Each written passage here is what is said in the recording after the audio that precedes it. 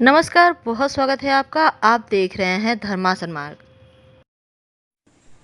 नवरात्रि के तीसरे दिन देवी के तृतीय स्वरूप माँ चंद्रघंटा की पूजा की जाती है। माता के सिर पर घंटे के आकार का अर्धचंद्र है और इसी वजह से इन्हें चंद्रघंटा कहा जाता है। माँ चंद्रघंटा का वाहन सिंह है और इनकी 10 भुजाएं और 3 आंखें हैं। 8 हाथों में खड्ग, बाण आदि दिव्य अस्त्र शस्त्र हैं। 2 हाथों से ये भक्तों को आशीर्वाद देती हैं और इनका संपूर्ण शरीर दिव्य आभायमान है। इनके दर्शन से भक्तों का हर तरह से कल्याण होता है और माता भक्तों को सभी तरह के पापों से मुक्त करती है। इनकी पूजा करने से बल और यश में बढ़ोतरी होती है। स्वर में दिव्य अलौकिक मधुरता आती है और देवी की घंटे से प्रचंड ध्वनि से भयानक राक्षस आदि भय खाते हैं। तो नवरात्रि का तीसरा दिन भय से मुक्ति के लिए, अपार साहस प्राप्त करने के लिए उपासना के विधान है। इस दिन माँ के चंद्रघंटा स्वरूप की उपासना की जाती है और इनकी मुद्रा युद्ध की मुद्रा है। माँ चंद्रघंटा तंभ साधना में मणिपुर चक्र को नियंत्रित करती हैं और ज्योतिष में इनका संबंध मंगल नामक ग्रह से है। माँ चंद्रघंटा की आराधना कैसे करेंगे? देखिए, माँ चंद्रघंटा जिनके माथे पर घंटे के आकार का एक चंद्र होता है और इनकी पूजा करने से असीम शांति आती है, परिवार का कल्याण होता है। माँ को लाल पुष्प अर्पित करने का और लाल सेब गुड़ का भोग लगाने का विधान है और घंटा बजाकर पूजा करें, ढोल नगाड़े बजाकर पूजा आरती करें तो शत्रुओं की हार होगी। और इस दिन गाय के दूध का प्रसाद भी चढ़ाने का विधान है। लेकिन आइए जानते हैं विस्तार से। सुबह सुबह स्नान वगैरह करके लाल वस्त्र धारण करें।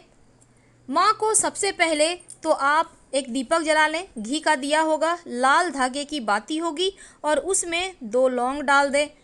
माँ को लाल पुष्प अर्पित करें, लाल चंदन अर्पित करें और लाल चुनरी आज के दिन अर्पित करने का विधान है।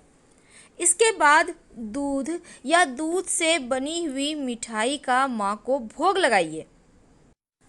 माँ का नवान्न मंत्र है ओम ऐं क्लीं चामुंडाय विच्चे। ओम ऐं क्लीं चामुंडाय विच्चे। इस मंत्र का खूब जप कीजिए।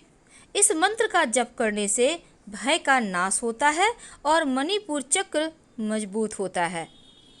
माँ चंद्रघंटा की पूजा करने से आपको साहस की प्राप्ति होती है, आपका कॉन्फिडेंस बढ़ता है, रक्त संबंधी परेशानियों से मुक्ति मिलती है, दुर्घटना से बचाव होता है, घबराहट की समस्या दूर होती है और पाचन शक्ति बेहतर होती है।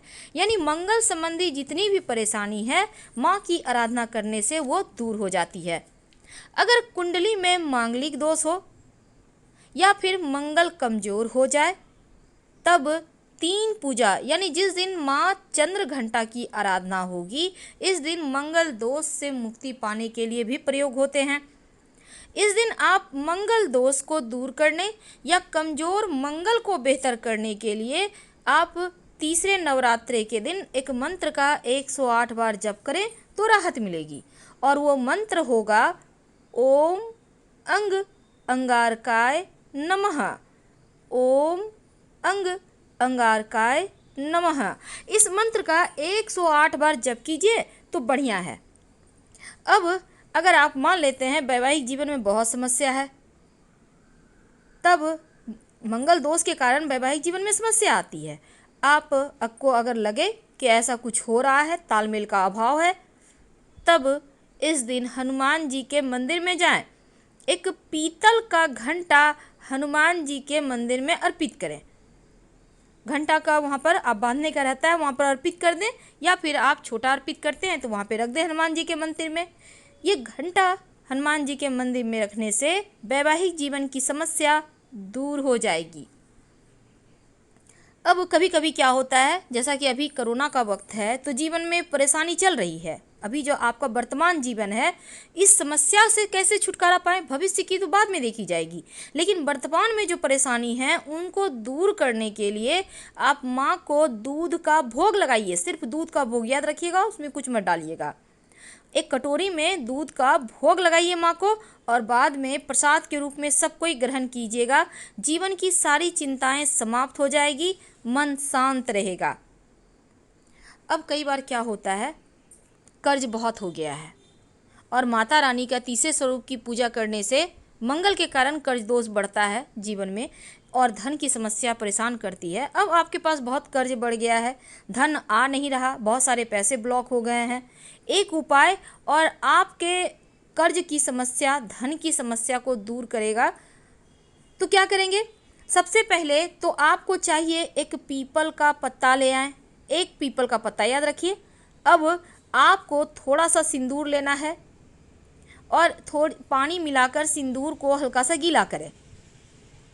अब पीपल के पत्ते पर चिकने हिस्से पर रिंग लिखें। इसके बाद माता रानी के चरणों में ये पत्ता रख दें।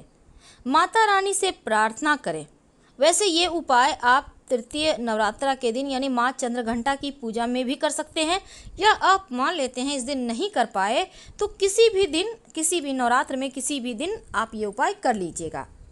माँ को सबसे जो पसंद है ज़्यादा, अभी तक हमने आपको कहा दूध का भोग लगाइए, लेकिन माँ को जो सबसे ज़्यादा पसंद है और उसका अगर भोग लगाकर प्रसाद के रूप में खाते हैं तो यकीन मानिए जीवन की हर कष्ट दूर हो जाएंगे। तो पहली वस्तु है रबड़ी। रबड़ी यानी दूध को गाढ़ा करके बनाना है आपको, उसमें मीठी वस्तु जरूर डालिएगा। मिश्री थोड़ा सा रखें, एक प्लेट में सब कुछ सजा के रखें।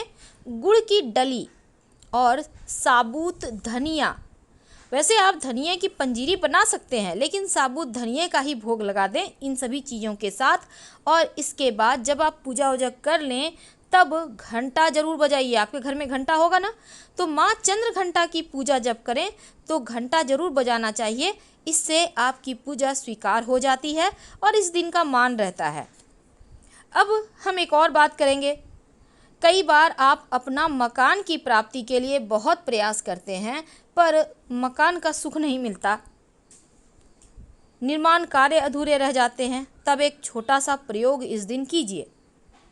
आपको चाहिए होगा सफ़ेद कागज और हल्दी का पाउडर।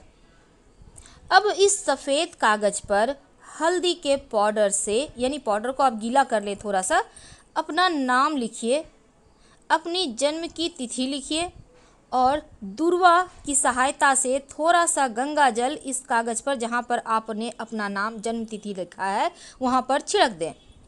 फिर कागज़ को 2 बार मोड़कर या एक ही बार मोड़कर आप भगवान से प्रार्थना करें, लंबी सांस छोड़ें और फिर माँ के चरणों में या मूर्ति तस्वीर के नीचे वहाँ पर साइड में रख दें।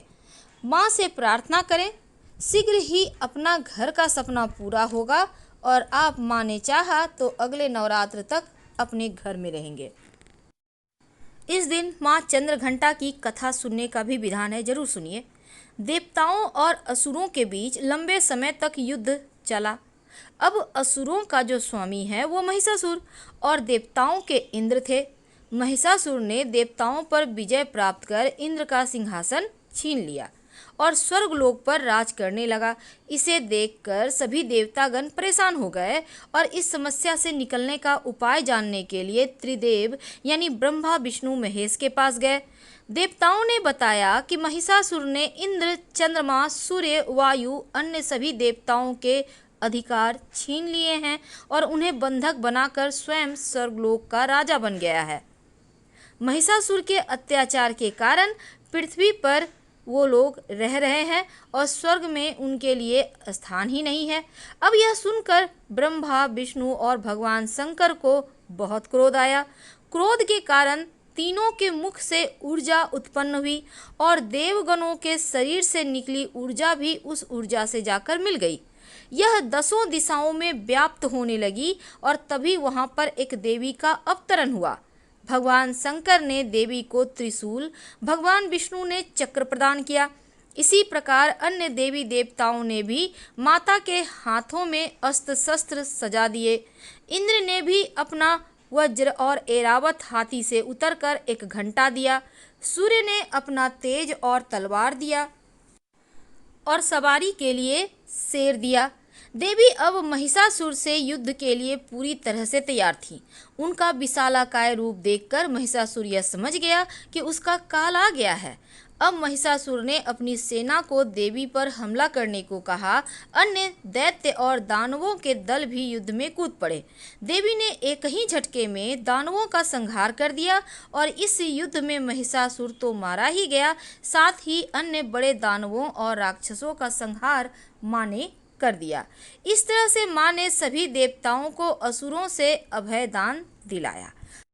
तो हम आपसे विदा लेते हैं। जानकारी अच्छी लगे तब लाइक कर सब्सक्राइब करें, अपनों से शेयर करें और कमेंट में हर हर महादेव जरूर लिखें। धन्यवाद।